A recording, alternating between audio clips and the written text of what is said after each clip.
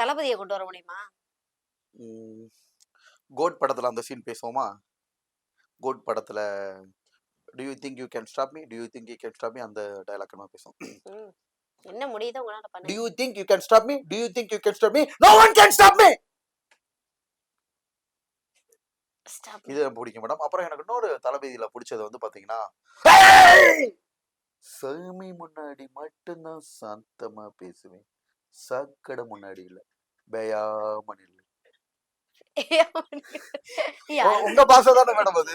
இப்போ வந்து நிறைய ஆக்டர்ஸ கண்ணு முன்னாடி கொண்டு வரேன்னு சொல்லிட்டு ஏதோ பண்ணி எங்களை மிரள வச்சுட்டீங்க. தனுஷ் சாரை தான் ரொம்ப ட்ரோல் பண்ணிட்டு இருக்கீங்க.